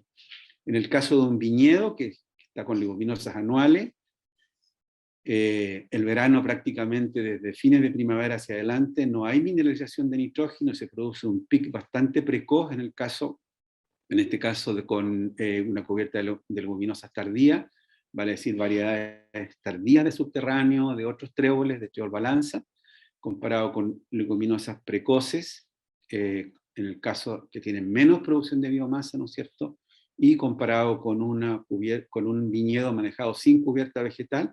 Y esta línea aquí abajo, ¿no es cierto?, muestra la naturalización, la mineralización natural del suelo. Esto es lo que el suelo sin cubierta puede aportar, y el suelo con dos tipos diferentes de cubierta va a mejorar el aporte de nitrógeno a ese suelo. Lo importante también no solamente es ver que el nitrógeno fijado lo encontremos en el suelo, sino que también lo encontremos en la planta, que es donde en último término nos interesa, ¿no es cierto?, poder nutrir la planta, poder aportar el nitrógeno necesario para la producción y para el crecimiento. Por lo tanto, la pregunta que nos hemos hecho acá es cuánto del nitrógeno encontrado en la planta, vale decir, en la vid, en el nogal o en el huerto de frambuesa, proviene del nitrógeno fijado por la cubierta vegetal.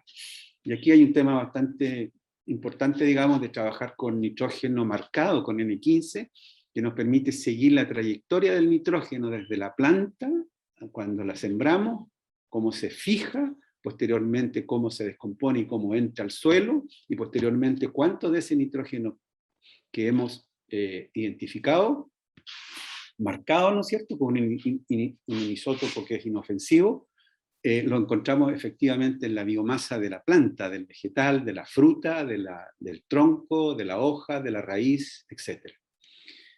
Bueno, acá en viñedos trabajamos con muestras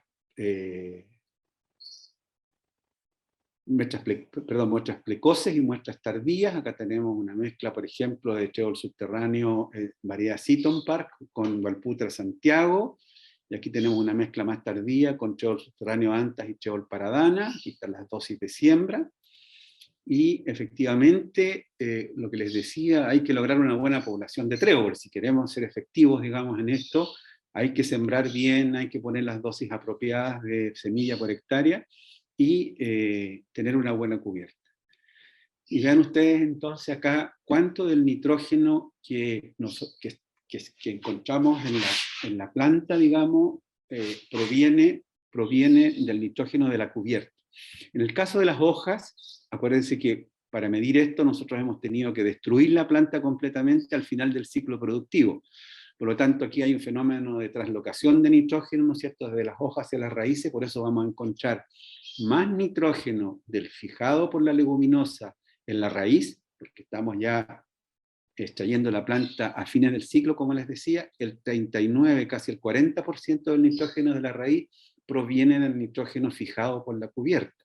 En el caso de estas cubiertas que son más tardías, que produjeron más nitrógeno, el 55,5% del nitrógeno de la raíz es el nitrógeno de las leguminosas. En el caso de las hojas, el 13 y el 20, en el caso de los tallos, ¿no es cierto?, aproximadamente entre un 15 y un 19, y en el caso de los frutos un 6,5 y un 12,5, dependiendo de la cubierta. Vale decir, efectivamente, a través de estos métodos isotópicos podemos seguir la pista del nitrógeno, como les decía, desde su origen hasta el final, y ver cómo efectivamente la prueba, ¿no es cierto?, de que efectivamente las cubiertas van a aportar nitrógeno y van a mejorar entonces la nutrición de la planta.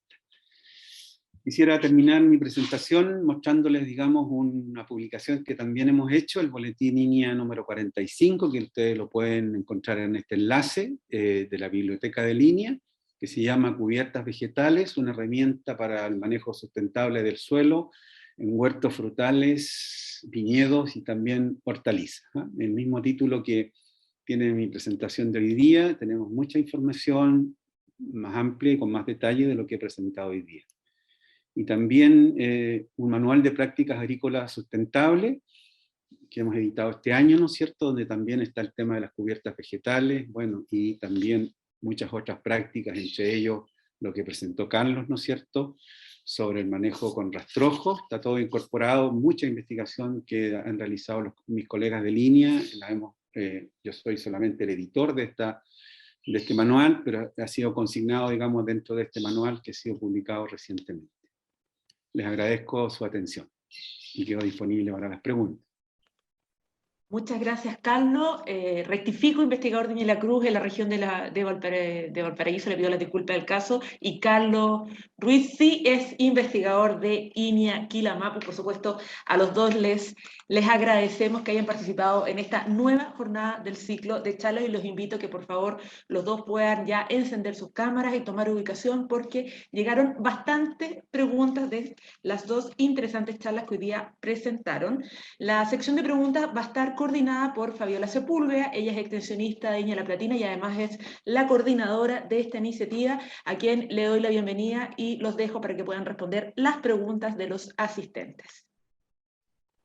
Muchas gracias, María Jesús. Gracias a todos los asistentes que nos han seguido durante todo este proceso del ciclo de charlas. Gracias a los dos expositores, excelentes presentaciones.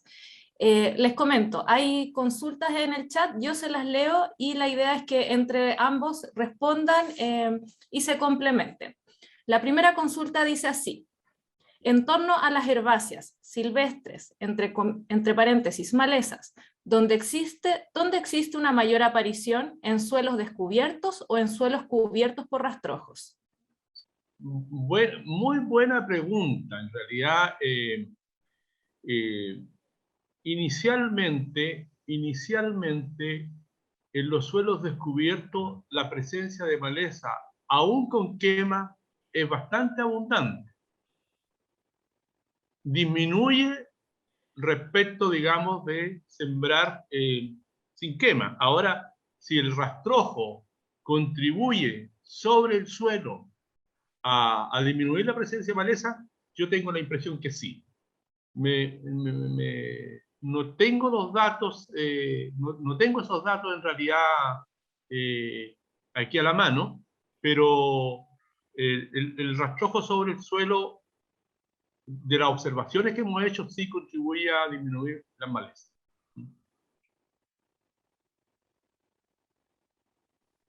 Muchas gracias, don Carlos.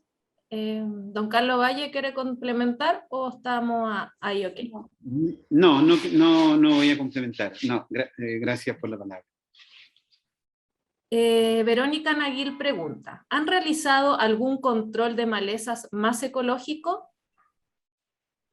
En el caso de las cubiertas vegetales, como lo mencioné, digamos, hay especies que sí, hay cubiertas, digamos, que sí lo hacen, en el caso particular de la mostaza, en el caso particular de cubiertas de centeno, por ejemplo, y el principio que hay detrás de esto es que son especies que tienen gran cantidad de biomasa, que hacen una cobertura del suelo y por lo tanto una inhibición de la luz, ¿no es cierto?, que es capaz de llegar al suelo y frenar de esa manera las malezas. O sea, primero ocupan una gran cantidad del nicho del suelo, tienen una alta densidad de plantas, y ese es el mecanismo por el cual inhiben, en el caso particular de la mostaza, y en el caso particular del centeno, es por efecto alelopático, vale decir, hay compuestos, ¿no es cierto?, que se liberan y que permiten el control de esas malezas. Ahora bien, los métodos biológicos no son 100% efectivos, vale decir, si hay malezas resistentes, ¿no es cierto?, las chépicas son bastante duras, bastante difíciles de controlar. Fundamentalmente las anuales son las que se ven más afectadas, pero bueno, con prácticas, digamos, que son constantes a través del tiempo, es posible luchar contra las especies más resistentes. Esa sería mi respuesta. Muchas gracias, don Carlos. Don Carlos Ruiz, ¿estamos ok? ¿No quiere complementar? Sí. Ya. Otra consulta. Osvaldo Lavos dice, ¿se debe priorizar dejar la paja en el suelo? Dejar la paja en el suelo, lo que se ha venido estudiando desde muchos años, es que hay una cierta cantidad de paja que es posible descomponer respecto de la zona donde se ubique sobre el suelo. Y se habla que el límite máximo de paja a dejar sobre el suelo son 3 toneladas por hectárea. Pero esto depende de la humedad. Por tanto, ahora bien, los cultivos en general, muy en general, si un cultivo produce 50 quintales, deja 6 toneladas de paja. El tema está, yo diría, que en el secano, sin riego, hay que dejar paja sobre el suelo el mínimo posible. Retirar la paja hacia otros usos.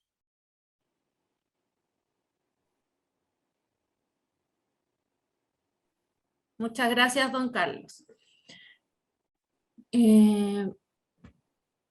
Consultan. En el caso de tener una cubierta vegetal, ¿no se estaría beneficiando el ciclo largo del agua en el suelo, evitando así el ciclo corto, disminuyendo la evaporación del agua del suelo a la atmósfera? Es buena la pregunta, es interesante porque hay dos aspectos que están involucrados en esto, ¿no es cierto? Uno es la evapotranspiración, que es fundamentalmente el agua que se va a transmitir a la atmósfera a través de la apertura de los estomas, de la transpiración de la planta, respecto de, y para eso hay un consumo, hay una extracción, digamos, del agua del suelo, para producir biomasa y para que la planta transpire y para que la planta fotosintetice, necesita tener los estomas abiertos, necesita poder utilizar el agua. En el caso de las cubiertas que están de los suelos que están descubiertos completamente, el único fenómeno que ahí opera es la evaporación directa del suelo a la atmósfera. Por lo tanto, el hecho, digamos, de tener una cubierta no significa que estamos disminuyendo esa pérdida atmosférica, al contrario, yo diría que la estamos aumentando, por eso es que se produce competencia, efectivamente. Por lo tanto, debemos ser cuidadosos, especialmente cuidadosos en sectores o en áreas, digamos, donde tenemos déficit hídrico, sequías en particular, o restricciones en el riego, como posiblemente, como seguramente va a ser este año, ¿no es cierto?, en muchos de los sistemas de regadío del país. Muchas gracias, don Carlos. Otra consulta dirigida hacia usted. Flor Erices consulta. Don Carlos Ovalle, ¿recomendaría el doble propósito de leguminosas en el Entry Hilera de frutales cuando el objetivo principal es el control de malezas? Bueno, una población alta una buena población, ¿no es cierto?, de leguminosas como la que vimos en una de las diapositivas de viñedo, por supuesto que van a tener una competencia, van a tener una muy buena competencia por las leguminosas. Sin embargo, si nosotros queremos lograr el óptimo, vale decir, en un programa donde tenemos un serio problema de maleza, yo recomendaría especies, digamos, con mucho mayor crecimiento, con mucha mayor masa vegetal, que va a contribuir, va a competir de una manera más eficiente que lo que podría ser una leguminosa. Tenemos que considerar también que cuando tenemos leguminosas va a haber una fijación, como lo demostré, ¿no es cierto?, alta de nitrógeno en el suelo, con lo cual vamos a favorecer también las gramíneas, vale decir, las gramíneas que van a existir, digamos, en el banco de semillas de ese suelo, se van a ver favorecidas con esta cantidad de nitrógeno, y efectivamente lo que suele suceder en una mezcla de leguminosas es que al cabo de algunos años, 3, 4 o 5 años, la población de gramíneas aumenta exponencialmente. Por lo tanto, en ese sentido, para concluir, en ese caso, digamos, los ejemplos que he dado de mostaza o centeno serían más eficientes para el control de las malezas, si el problema principal son las malezas. Muchas gracias, don Carlos. Pregunta Marcelo Cruz. ¿Se ha probado dejar paja y adicionar purín o té de compost u otro té para mejorar su incorporación? No, yo en el área que he trabajado no hemos usado esos productos. Sin embargo, les puedo comentar que lo que sí usamos fue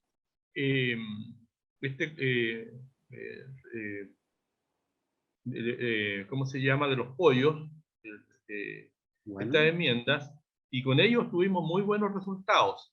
Una de las fotos que mostré, en suelos graníticos, aplicamos esto y anduvo muy, muy bien. Claro que había un problema, digamos, social, porque había una generación ahí de mosca, y los vecinos rápidamente empezaron a reclamar por esto. Tal vez le faltaba maduración a esto, pero eso utilizamos hace algunos años y estuvo muy bien. Estuvo muy bien, y después no se continuó por el tema de las moscas y el reclamo de los vecinos. Eso es lo que les puedo comentar, pero no hemos usado té de compost ni eso a gran escala en el manejo con rastrojo. Sin embargo, es algo que tenemos presente, de generar el compost en los mismos predios. Si usted vio en una de las fotos de la engorda de los terneros con paja, al lado teníamos una unidad de generación de compost, y también lo usamos en pequeñas superficies. También anduvo bien, anduvo bastante bien, pero luego terminó el proyecto y ahí quedamos. Pero las dos situaciones que le he comentado son provechosas, y habría que pasar esto por el sedazo de los costos. En el caso del guano de pollo, que lo traíamos de la zona central, el flete ya nos tenía bastante, incidía bastante en los costos finales. Pero que anda bien, y una opción a usar, tal vez perfeccionar eso. Y tal vez sería lo mejor, o sea, digamos, yo he visto en la literatura, y una vez en Italia, en las viñas, en un sector de las viñas donde no había viña, se dedicaban a producir compost con los mismos desechos, y después lo aplicaban nuevamente al viñedo. Acá, en el caso, como les digo, de los rastrojos, solamente hemos trabajado con la incorporación, y también yo sé que la pregunta va dirigida a cómo descomponemos un poco, encontramos más materia orgánica y descomponemos mejor los rastrojos. Ese es el tema, ¿ah? Y nos quedamos por ahí pegados un poco en la aplicación de 10 unidades de nitrógeno por tonelada, que es bastante caro por tonelada de rastrojo, así que estábamos aplicando un 50% de esa recomendación. Pero sería interesante ver lo que señala el colega. Muchas gracias, don Carlos. Para don Carlos Ovalle, Nadia Sfeir consulta en respuesta sobre la misma consulta que hizo sobre el ciclo corto del agua. Se ha respondido de que la cobertura presenta competencia, posiblemente aumenta la liberación de agua a la atmósfera. ¿Se ha cuantificado la capacidad de retención de agua en el suelo versus esta evapotranspiración?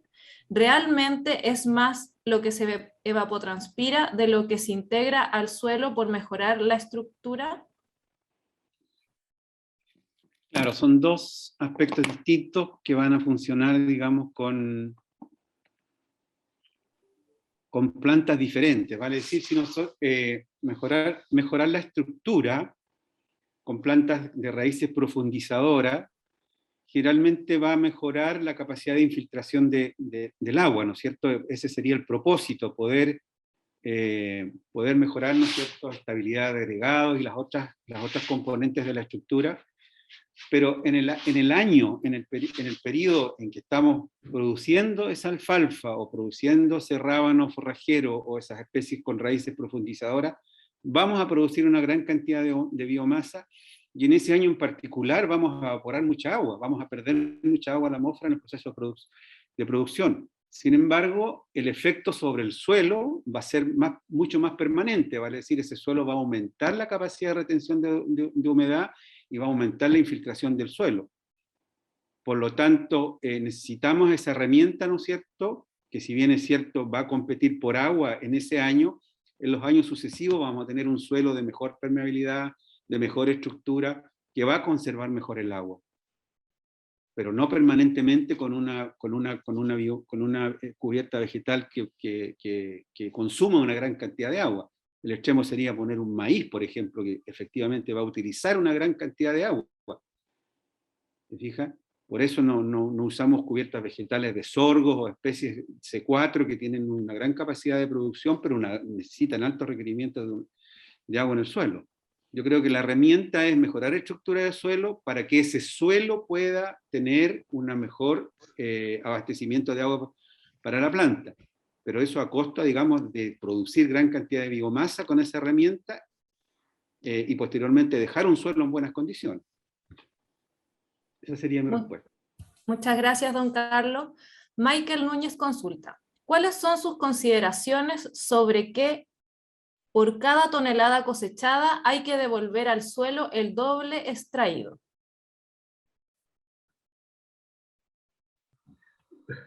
Lo mínimo es mantener el suelo en las condiciones iniciales. Todos los cultivos, usted sabe que tienen un nivel de extracción, ¿ah? Y ese nivel de extracción hay que devolverlo normalmente en nutrientes que están sacando los cultivos producto de la cosecha, ¿ah? Pero normalmente está eso valorado solamente para los granos, ¿ah? Habría que pensar también en sumar la extracción que se hace cuando se quema. Entonces, cuando se quema, hemos calculado que hay una extracción importante de nutrientes que muchos de ellos no retornan al suelo, que en realidad se pierden o se van en la quema se van con el viento o se van a depositar a otros lugares, ¿ah? Ese es un poco el tema. Y también el tema es que aún en los suelos volcánicos hay una erosión cuando no hay rastrojo, hay una erosión porque la densidad de los suelos volcánicos es menor que la del agua, entonces las partículas de suelo flotan sobre el agua y escurren, Entonces habría que hacer la sumatoria de todo eso para ver cuánto es lo que tenemos que retornar anualmente al suelo. Tenemos relativamente claro cuánto se extrae. Y la regla mínima sería reponer eso, reponer cuántos se extrae nitrógeno, cuánto se extrae fósforo, potasio, en los nutrientes más esenciales. Yo estoy de acuerdo, no sé si la regla es el doble, pero por lo mínimo hay que reponer lo que se extrae. Muchas gracias, don Carlos Ruiz, don Carlos Ovalle. No tenemos más consultas. Agradezco sus excelentes presentaciones. Le comento a los participantes que una vez terminado este ciclo de charlas, que termina el 17 de agosto, todas las presentaciones se subirán a la página de YouTube de INEA, así que ahí van a poder repasar o volver a ver cada una de las presentaciones que se ha desarrollado a través de este ciclo de charlas, para las personas que preguntan por el chat. María Jesús. Así es, vamos a compartir a través de las redes sociales de INEA Chile todo este interesante material que se ha ido desarrollando desde ya principios de julio. Además les recuerdo que vamos a continuar el 10 de agosto, nos van a acompañar profesionales de CONAF, del SAC y de INDAP. Los temas son silvicultura preventiva y también nos van a conversar sobre el programa de sistema de incentivos para la sustentabilidad agroambiental de los suelos agropecuarios SIRS en la región metropolitana. Así que los esperamos el 10 de agosto para continuar con este ciclo de charlas. No me queda más que agradecerles a todos y a todas. Recuerden que nos debemos seguir cuidando y por sobre todo que tengan una excelente jornada. Fue un gusto haberlos acompañado nuevamente en este ciclo de charla y extiendo el agradecimiento a los dos expositores que hoy día se dieron el tiempo de compartir tan interesantes investigaciones que han hecho a lo largo ya de toda su carrera en el INEA. Así que muchas gracias y estamos leyendo todos los comentarios en el chat, ¿eh? Así que desde ya les agradecemos el cariño que han demostrado desde que comenzamos. Que estén muy bien y muchas gracias.